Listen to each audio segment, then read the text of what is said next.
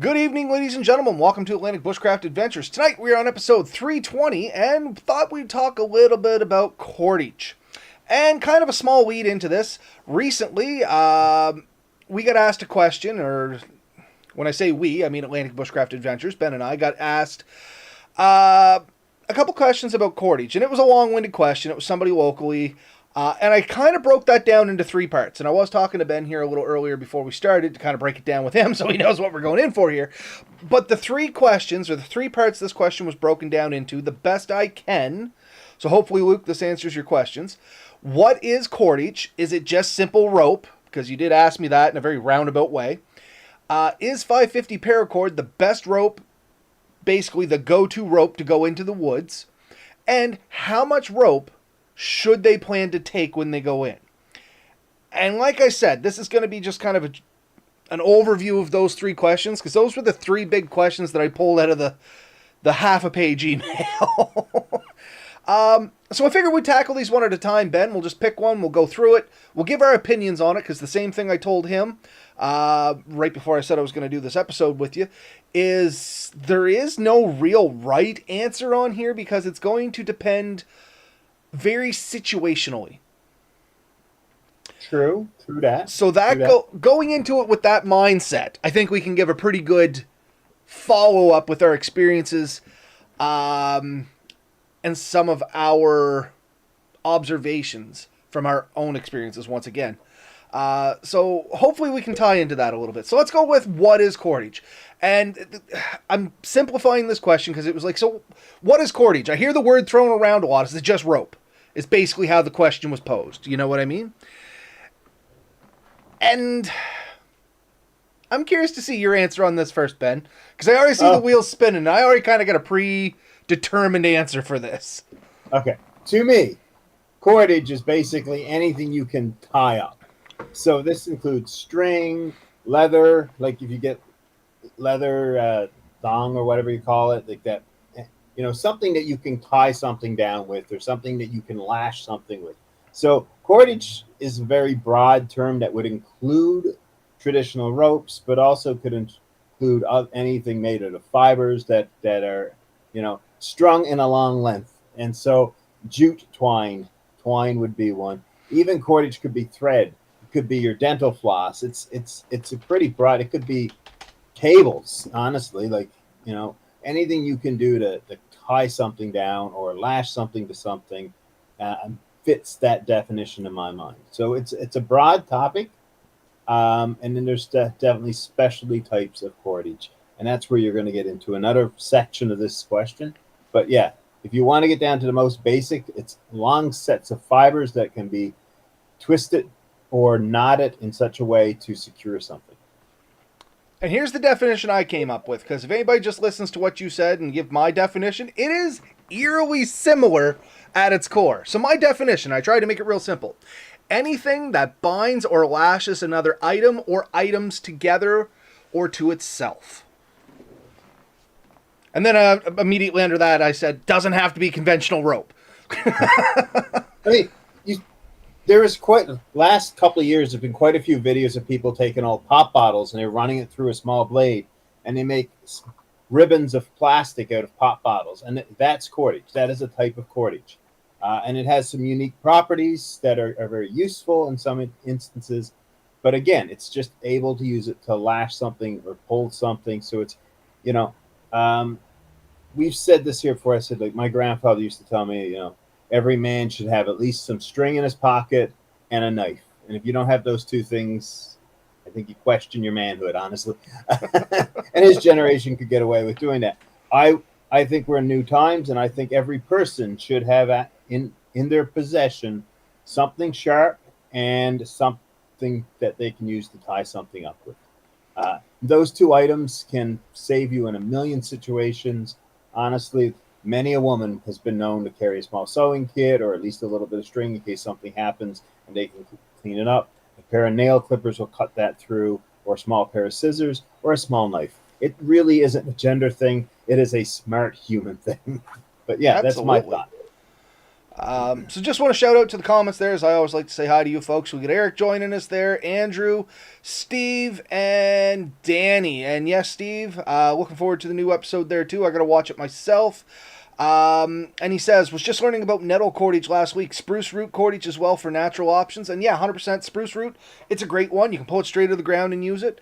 If you go back, and I had to look this up before the episode because I knew somebody was going to say something about this. If you go back to episode 117, way back in the Atlantic Bushcraft Adventures archive, we actually did the previous episode on cordage there, and we had Melissa come in and we talked about natural cordage and how to do a reverse twisted pair. And there's a great demo in that whole podcast, and if you're interested in learning that, by all means, go back. She showed it with Kleenex and toilet paper. I use it a lot with dried grasses and, what's the common name? Cattails. I call them bulrushes, but they're cattails. So yeah, I've never used the nettle. I've heard about it, but like I said, my go-to is I just grab cattails, peel the inner bark out, let it dry a little bit. You do that in reverse twisted cordage, and you can get a pretty fine but strong cordage out of that. And we'll talk a little bit about uses here in a second.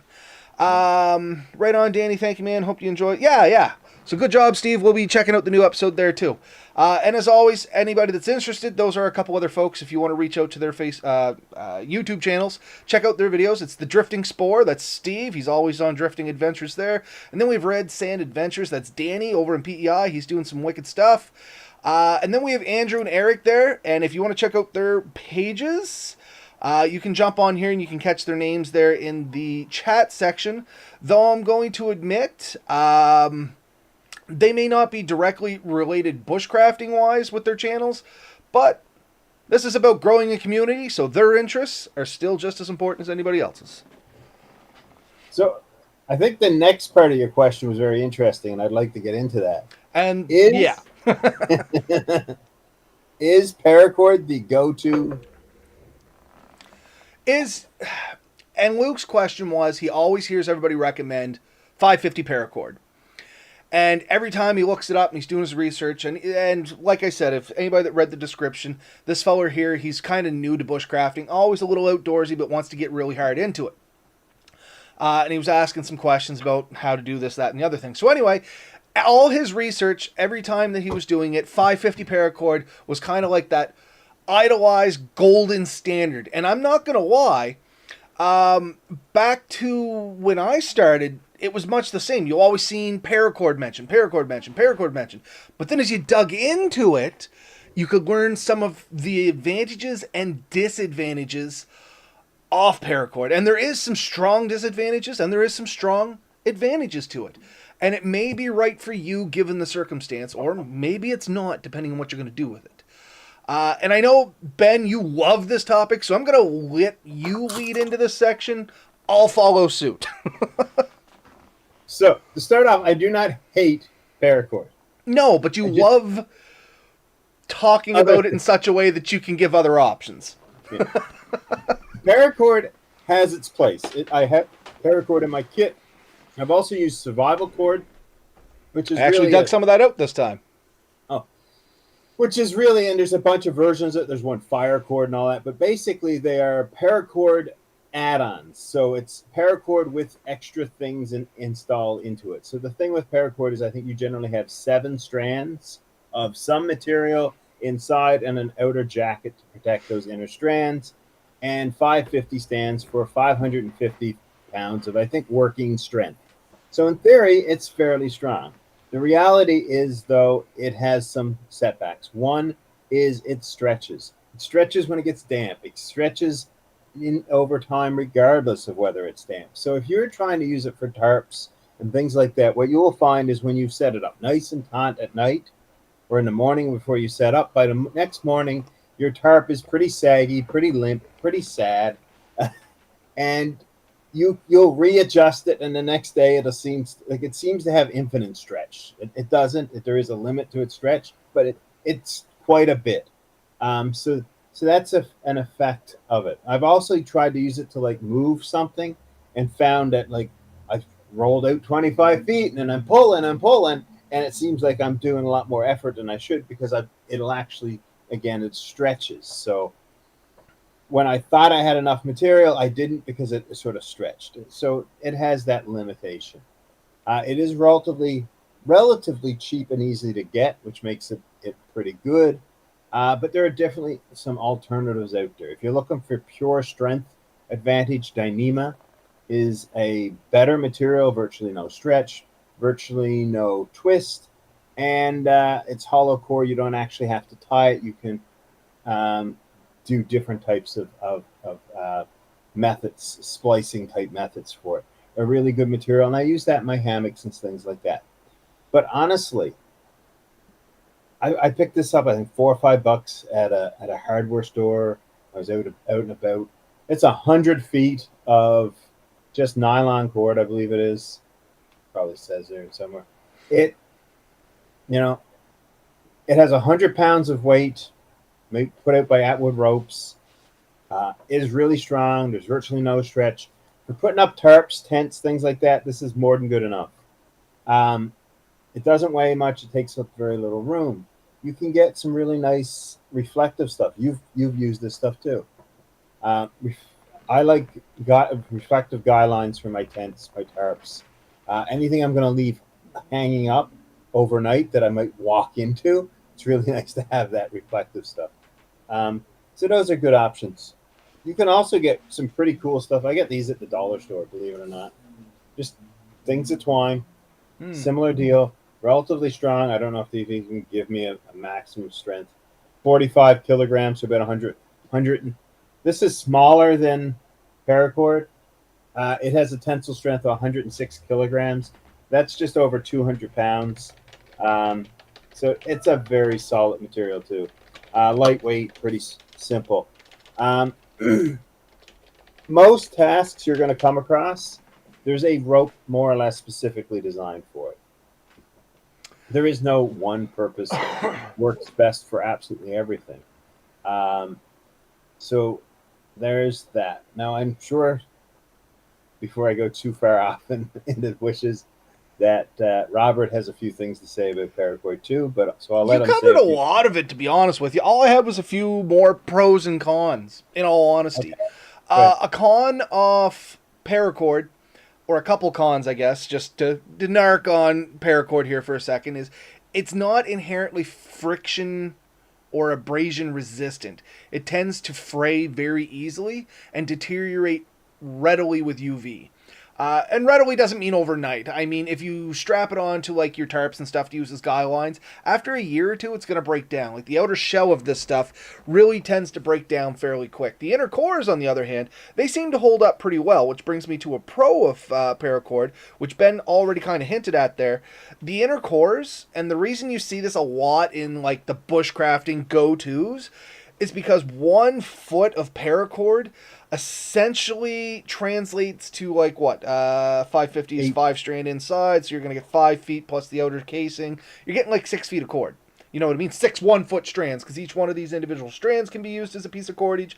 And truthfully, each one of those strands is kind of another twisted pair that you could technically unwrap, and like you can break this down to get smaller and smaller and smaller cordage, which is why a lot of folks go to this stuff as their go-to, because they think they're going to get this plethora of uses out of it, and they're not wrong. It's not misguided, it's just slightly misunderstood, I think, is what the point we're trying to make here is.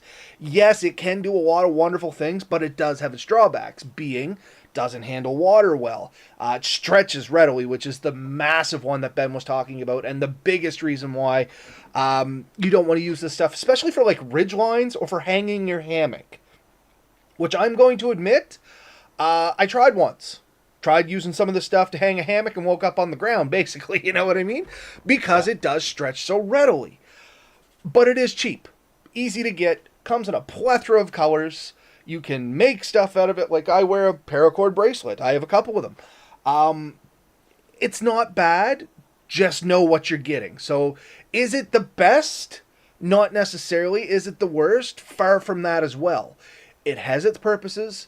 Know its limitations. Tailor what you take to what you intend to do with it. Which kind of leads into our next question. How much rope should you take? Now, I'm going to break this down into a couple parts from there.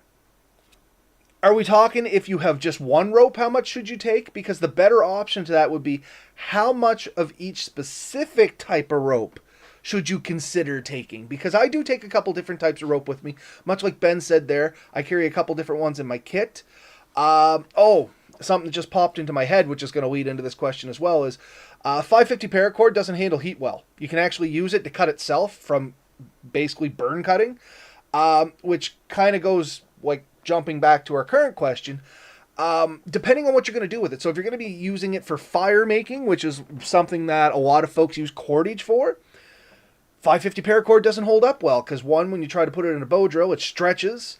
The outside surface off it tends to be very smooth and it slips readily. And then if it slips too much and you start building friction and heat on that, it can actually melt itself and start like plasticizing the inside of that rope, which causes a whole bunch of nightmares. So a better option, as Ben was talking about, specifically for fire making, would be like Amsteel, or what's the proper name off it, Ben? Amsteel is Dyneema. Dyneema. Yeah, Amsteel is like a brand name. It's Kleenex versus tissue paper. I think. Did I get that right? Yeah. The other name I think is HE. They're both brand names, I guess. But either way, Amsteel Dyneema, is the base material. It is a Kevlar-like. It's not Kevlar. It's in the same family though. Material, and it has a very strong tensile strength, which means we're able to get the same strength out of a 1/8 thick piece of rope as we can out of a 1/8 thick piece of wire rope or cable. So it's a 1-to-1 strength to diameter of steel. It weighs significantly less. It floats. It doesn't have the torsional issues. It's not trying to twist. And it's relatively heat resistant. I mean, it will melt. You can burn it. There's no doubt about that. But it's fairly strong. And I guess it's somewhat susceptible to sunlight, so you do want to protect it. But I've been using it for years on hammocks, and I've rarely had an issue where I've had to replace or fix any of it. So it is a very solid material. It is much more expensive. I was buying mine at a boat store. I was paying like 60 to 70 cents a foot for this stuff. You can get it on Amazon now for a lot less than you used to be able to. And you can buy it in different lengths. I wouldn't be carrying thousands of feet of this stuff, but you can go a long way with 25, 30 feet, depending on what you want to do. It really does. How much you take, think about what you're planning on doing. If you're doing mountain climbing, you're going to need a lot more cordage. You know what I mean? But if you're just going out, I like to have a few pieces, enough material that I know what I would need for survival type purposes. So if I needed to make a temporary fishing line, or if I needed to repair some gear, or if I had to replace guidelines on any of my tarps and tents and things like that. So, this 100 feet is probably way more than I need, but it doesn't take up that much room. It fits in here. It's 100 feet, 125 feet. Something like this, I would take this, and this would probably come with me for years. And until I noticed it was getting down. Similarly, something like that, it's a fair bit in here, was 100-pound tensile strength, 240 feet came on this roll. And that's the difference. Like 240 feet of paracord is going to fill your pack a lot more than this. So think, what am I tying down? What am I strapping down? Do I need 550 pounds of strength? And for a lot of things, you absolutely don't, a lot of stuff, tarps and stuff, probably 20, 30 pounds, all the pressure you'll ever put on those. If you're lucky. I mean, big windstorm, you might get up a little heavier, don't get me wrong, but for average use, yeah, it's not going to be that high. Same as another way to look at this is half-inch rope isn't going to make a good foot snare. You know what I mean? If you're packing it for survival situations or whatever, a half-inch rope, it's not going to do well. One, it's going to be massive. It's probably not going to collapse the way you want it to during the triggering of a snare. The other thing is you're going to need so much of it. Like your pack would literally be full to make one snare, just as Ben was saying there. So coming back to the question again, how much rope should you take? I think what I'm going to do for my side of this is I'm going to break the rope down into two things. And the proper name is static versus dynamic rope. Dynamic rope being one that is meant to stretch or has stretch, and static being one that does not have stretch. And then you can look at it by diameter. How big does the rope need to be to do what you want it to do? Now, I have technically what's called Kevlar kite string, which supposedly holds up to 1,000 pounds. Very tiny diameter. Technically, I could use it as climbing rope, but it is so small in diameter, I'd never get a grip on it. So you have to kind of weigh these options to it. So I guess backing up slightly, want to talk about some of the uses of cordage during bushcrafting. And then once we say what it can be used for, as an individual, you should be able to decide how much of rope you may want to take for that use. And I've kind of broken down my options anyway into about 5 things. So why don't we start there, Ben? And if you have a couple more, because I'm sure you do, we'll just add those onto it and talk about them as well. So the first one I have here that cordage is big for is shelter building, or, your coverage. So be it a tarp for a hammock, or your tie-outs for your rain fly, or literally you're using it to lash together a shelter. These are options you can use rope for. And the beauty is you can use 550 paracord for some of this. If you're just lashing like 3 poles together to make a tripod, if it has a little bit of stretch, it's not going to matter that much, depending on how long you want that to last. If it's only for 3 days, you'll be fine. If you want it for 3 years, the rope may break down. Once again, things you have to weigh, but ideas on what you can use it for. So I'm just saying, like, shelter. What else is going to fall under shelter, Ben? I mean, we talked about guidelines, stuff like that. We mentioned repair. If you do get a ripped tarp or something, you can kind of stitch it together. You can clump it together. So if you take the 2 loose ends and tie them down, at least that edge won't open up anymore, even if you don't want to try to sew the material. Doors, I've often used a length of rope with a couple of knots in it, just that I can weave them together to open and close the door, like on a tarp or something like that. It doesn't take a lot, but rope does. Sometimes I'll use a carabiner for the same thing. Funny enough, I have this actually under another heading, so to speak. So let's just roll into it. And I have it under gear augmentation or maintenance. Use it to make the door. Use it to, what I had here was if you wanted to make a pot hanger, you know what? You can run a length of rope. But you're probably 100%. Not going to use like a cheap plastic rope, you know what I mean? Or ideally you wouldn't. Or you could use it as a bag hanger. You and I have both talked about we keep a small loop in ours with a toggle. You wrap it around a tree, put the toggle on it, you can hang your bag off the ground. You know what I mean? Tool repair. Something breaks, you got to tie it together. Bear bag. Yeah, absolutely. Right. So for that, you probably need 25 feet. Yeah. 12 up, 12 down type deal. Like you're trying to get it about 8-10 feet off the ground. So you're looking at something probably about 12 feet high. When you throw it over, you need enough that you have one end that you can lash to the other to the ground. You know what I mean? Like you need enough, and then and when I say this, like if you can, don't cut your rope. Like if you're gonna reuse it, like I don't always cut my rope if I could get away with it. For guy lines and stuff like that, I do, yes, for sure. And I usually leave those attached in it. That's their new permanent home. And it's up to you to decide how much you need for a guy line. A good rule of thumb is anywhere between 4 and 8 feet. Yeah. I was going to say, I run mine about 4 to 5 feet. Mine are short, though, for my tent. For my tarp, I do run them a little longer. I'm probably 6 to 8 feet, like you said. Yeah. So it depends on what you're doing. You make your decisions. Yeah, I mean, I've wrapped rope around handles and stuff because it just means I have rope that kind of gives me a little bit better grip. And if I have an issue, I just untie it and it helps there. You can do it on your axe. You can also put it around the neck of your axe to prevent it from overstrike. And once again, 550 paracord would fit this build perfect because it's not having permanent stretch on it. It's going to stay there.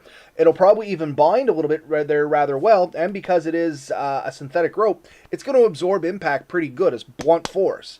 Now, if it's hitting a lot of sharp corners, it may fray, but it's cheaper than replacing an axe handle. Yeah. So it'll save your axe handle. I mean, it's not going to make it invincible, but it's definitely going to make it last a bit longer. Yeah, you mentioned a really good one, cooking. I've actually held a pot over the stove, boiled it pretty cheap rope that melts pretty easily. The pot kind of defends it from most of the heat, so it does work decently well. Yeah, I Uh, mean, uh, oh, another heading I had here, and I'm just moving down the list because I see we're coming up yeah, on 25 minutes. Fire making, and we talked about this a little bit. If you are interested in trying that, this may be one of those areas where 550 paracord may not be the best option. Now you may want to move into what'd you call it again? I always called it AM steel, Dyneema. yeah, and you can just go with am steel. AM Go steel. down. You want something that's more static, something that's not going to stretch, and something that has a little bit of better friction resistance on the outside of it. So I prefer to use something. A natural cordage actually works in there really good. If you can find like a hemp rope, a cotton rope, something like that, they tend to work really well in that instance. They do stretch a Yeah. little, but not quite as readily as like paracord. They have better grip. And that's it. That's the word I was looking for. Better grip on the spindle. In all honesty. Sorry. Go ahead. So just kind of thinking on it, like if you're going to take some paracord, I would recommend a smaller rope like this. Like I really do. This is not necessarily the brand to look for, but something that's small, compact, doesn't take up a lot of room. You can take a fair bit. This is what you're going to be able to do 90% of your stuff with. You don't need the bigger rope for most of the stuff, unless you're doing like repelling or trying to like move heavy loads or something. Something small that can just quickly bind something up is pretty good. Smaller than this, I got two recommendations. One is dental floss. Super lightweight, very strong, can be used for sewing and also surgical if you had to. It's a big issue, but it's more of it's a very strong, thin line that you can use to lash things down like for that. And then, if you have to lift bigger weights, it never hurts to have a stronger rope. Paracord can fit that, or maybe just get around like a climbing rope and maybe 15, 20 feet that you could use to help your buddy up and down a hill or pull a log or something like that you're not going to do with a smaller rope because it's going to cut and hurt you. You need something that's got some girth to it to also not bind into things. Yeah, absolutely. And the last heading I had here was just like first aid, because technically you could theoretically use it to lash splints together. You could use it as a tourniquet in a pinch. Don't know how I feel about that, but I mean, in a life or death situation, it could work. You could fashion a sling out of it. So if these are things you're thinking of doing with it, that might be a consideration for the amount you're going to take as well. Once again, the stretchiness of 550 paracord in most of those instances is not going to be a massive problem because you're not going to get the required force on that, hopefully, that would require it to stretch. Just a comment over here that's kind of had me smiling and giggling. Danny, Red Sand Adventures. I have been binge listening to you guys all week at work. Started back on episode 1. And I mean, that's kind of neat there, Danny. And I already asked you there, have we changed much? And of course, Steve, nope, wasn't Steve, it was Andrew. Yes, you've definitely honed the craft of the podcast. And I am kind of curious. I do go back and listen to our earlier episodes from time to time, especially if I'm researching for a current episode to try and not, repeat the wheel of what we always did. Because even though we repeat topics like this one, we try to throw a different spin at it and give you a bit of different information. We don't want to get to the point where we're just repeating the same thing we said on the previous episode about the same topic.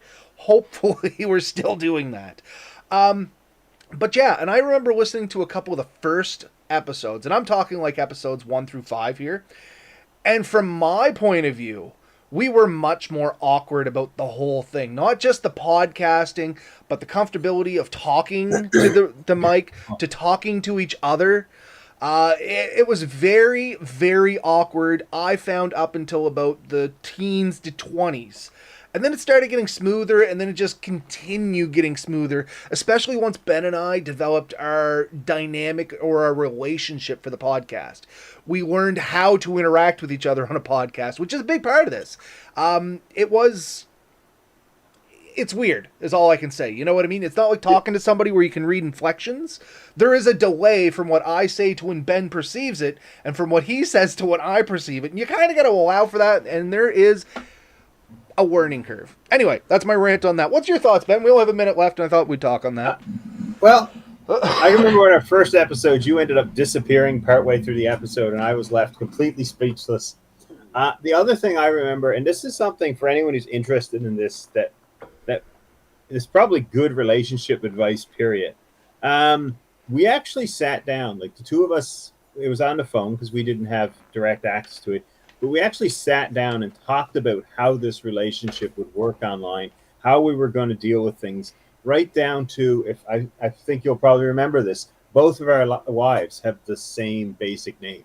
Yeah, Uh, which was hilarious. and so we had to make a decision, even at that point, how would we refer to them? Because we knew it was going to happen through the podcast so that people just didn't get confused when we both made reference to the same name, because that would be odd. So there is, I think I generally refer to my wife as Missy, and I he go with refers Mel. to her as Mel, right? Yep. But also, if you meet my wife and you call her Missy, you're going to get slapped, by the way. Just so anyone thinks that that's okay. She will tell you her name, not Missy. I get away with it only on the podcast because she thinks that we're still talking podcast stuff. In person, I would never. Is all I can say. But these were decisions we had to make. Also, like if we were going to interrupt each other, because we knew that would have to happen, and we talked over each other a lot at the beginning. Now we kind of have a way to deal with it. So when you get into something, there is a conversation that needs to happen. It actually has to be a conversation, not just I assumed or that. You had to sit down and figure this stuff out. But no, I think it's been much easier. We can do this much less notice, a lot less stuff, but we have a lot of the stuff figured out, I think. And we're still fine honing that is the beautiful thing. Like we still talk briefly before every podcast to try and follow a flow. Yeah. But we still find things that work good or better every time we do this. Danny asks, are you finding it any better with the shorter episodes? My 2 cents is yes and no. It's nicer not having to be constrained to the 1 hour, but if we find a topic that we like, we usually go over the half hour anyway. So it's nice not to have to commit to the full hour, because sometimes some of the topics are a little dry. Some of those examples might have been like the one we did on forest fires. That's one that comes to mind as potentially one of our drier episodes. And an hour of that was definitely long in the tooth, and we learned a lot in that episode just of how to keep things entertaining. And the half hour really did kind of fall into that nice area. It gives us the option, okay, we're only shooting for 30 minutes, so we can keep it flowing faster, more informative, more to the point. But if there is a ton of information, as you folks know, we just keep going. And if you guys want to tune out after 30 minutes, awesome. We only ever committed to 30 minutes, but then there's more meat on the bone for people that find that topic interesting and can kind of continue on with it. And we always refer to it as chasing rabbit holes because we go off on tangents, much like we're doing now. But that's what we try to do after the 30-minute mark. One last thing with the rope, as I swing a knife around. No matter how good a rope you have, if you don't know how to properly lash it down or tie it up, it's not going to do what you want it, not in the way you want it to. So I highly recommend you learn a handful of really good knots and understand the purpose of each of those knots so that you're using the right knot in the right situation. There are knots that are very adjustable, so if you want to put tension on things, you can control that. There's knots that the more you pull, the tighter they get. Problem is sometimes that'll destroy something. If you put it over something soft, it'll cut right through it. Right? You can cut. I've seen people cut apples and things completely in half with a rope just by using the right knot for that. The right knot in some situations is great. The wrong knot will be a failure. And there's nothing worse than a knot that comes apart when you don't want it to, or a knot that won't come apart when you need it to. So the trick is to learn your knots, understand the knots, understand the purpose for each knot, and that's going to make your rope so much better. A rope is a small part of the equation. Proper use of the rope is a bigger deal. You know, somebody who really knows what they're doing with a small rope can do more than somebody can do with a much bigger rope. I guarantee it. Absolutely. And just because it's the end of the episode, we're already down the rabbit hole, I'm going to throw a couple knot suggestions out there. Not going to tell you how to do it. This is a homework topic for anybody that's interested. Here's a couple knots that I use continuously in bushcraft, and I think it might be worth your while to learn them if you don't already know them. And maybe you can throw a couple in there too, Ben, because I know you use a couple that I don't. But we can probably agree the first one's going to be a bowline. Yep. Very good common knot. The second one's going to be a trucker's hitch. Know what I'm talking about? Okay. Yep. It's either a taut line hitch or a press-it knot, I think is what we usually call it. Press-it knot's my favorite. I knew you'd like that one. And the last one I'm going to throw in is going to be either, and this is either or, square knot or a Beckett bend. And once you guys research what those knots are, you'll know what they're used for as well. What about you, Ben? You got any you want to throw into that? Clove hitch and a figure eight are two other very popular ones. There are so many more. There's also a few I've been using, but there's a couple I can't make on my own. I have to open the app up for a diamond. I think one's called a diamond head knot. It's really good at the end of like a lanyard or something. Makes a very aesthetically pleasing knot. I've also had some fun making, and I can do this without instruction, but is a monkey's fist knot. And if you got a slightly larger rope and you need to put some weight in it, or you need to be able to toss it over something, it's a really good knot for that. So yeah, taking a few minutes though, there's a couple of really good apps. You download it, has step-by-step instructions, and get to use them. Once you find what a knot does and how it works, there's quite a few. There's also a couple, I don't even know the name of them, but I use them all the time. And they're related to the other knots he's mentioned anyways. But yeah, just ways to easily adjust your rope, and ropes and knots that come apart with a single tug of the loose line, the tag line. That's really good for things that you want. There's also knots to shorten rope without actually cutting it. So I think what sheep's bend is one of them. Yep. Things like that. Look them up, learn them. The more you learn about knots, the more useful your rope will become, and the more evident how much rope you really need becomes.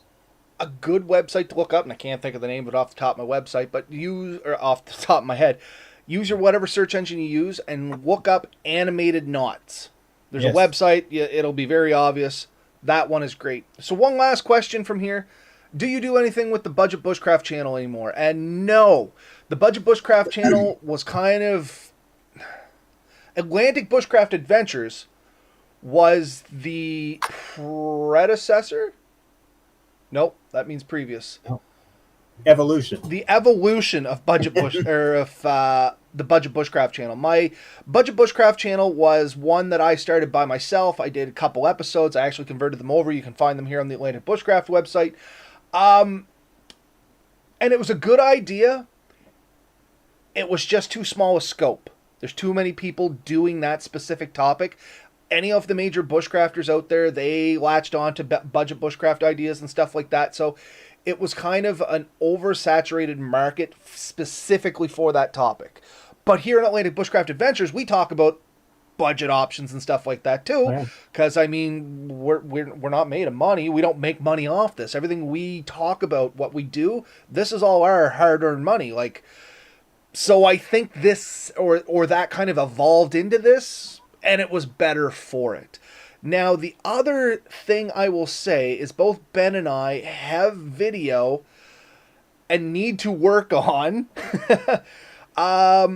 We have some short review video ideas that might fall under the Budget Bushcraft idea about some small gear and meals that we were both kind of working on / it's a back burner project. And I think the idea is once enough of that comes to fruition, you will start seeing it on this channel somewhere. I mean, the reality is we each dedicate at least one night a week to this. And this is the Wednesday night, obviously. Our own lives do get involved in this project. And so even though we're out on weekends and we're out some evenings, we do have sometimes try. It's also really easy to spend a lot more time trying to video something than it would to just do it. So this is the easier format for us. It is the lazy man format in some ways. But we do report on things we find and stuff like that. We do try, and hopefully we will in the future. There are other YouTubers that are much, much better at the videography and setting that stuff up. We do aim to improve and meet their level someday. We are not there yet, I don't think. But I had previous videos too, ones of how to make a hammock. There's some of those I think are on our channel somewhere hidden in the archives. My channel had not quite as much as Robert's, and I think our story of how we met and how we got into this has been told many a time, so we don't need to repeat it. But yeah. Yeah. Anyway, hopefully that answers everybody's questions on that aspect. Luke, hopefully we've answered your questions on rope. If not, feel free to drop us another email. I will read through it, see if I can simplify it, and maybe we'll do another topic on it. For anybody out there that was playing at home about the knots homework, is that something you folks are interested in talking about? Because we could probably do an episode on some knots and their uses in the future, if that is something you're interested in. Though it's going to be a difficult topic for our audio listeners, I think, unless you just want to hear about it more than anything. Because knots, the description on how to tie them is somewhat visual, but as long as you can follow along with the name and the resources we give you to where to learn how to tie it, we can kind of tell you what it's used for, and maybe some modifications to use it in other applications. Did we make a set of whoopee slings on this channel at one point? We did not make them, but you threaded the ones I had bought onto my hammock when we did the how to set up a hammock tutorial, and you talked about how yours were made. Yes. And you also so I've made those. I've also made soft shackles. There's a bunch of stuff I've made with Amsteel. It's not a hard project. If anyone's interested in getting in it, there's really good videos already out there. I can't compete with them. And I highly recommend you check them out. Once you've done 10, 15, 20 whoopee slings, you can do it in your sleep. I am pretty well there now. I may stop and pause to think about one or two steps in it, but honestly, it's really easy to build now. Whoopee slings are an awesome tool. It's an adjustable length rope with a loop on two ends, infinitely adjustable, and shockingly strong. As Robert found out. Yeah, no, if anybody wants to see that somewhere, like I said, literally go back and look at the basics of hammocks, I think it's called. Watch that series. We talk about the whoopee slings a little bit in there, and we talk about some of the testing I did with them. But anyway, I think that does it here for tonight. We're at 42 minutes, so we definitely dove down a rabbit hole here, but we did have a good, concise conversation up until the 30-minute mark. So we met our goal. Awesome. Okay. See y'all in a week. Night, folks. We'll talk to you then.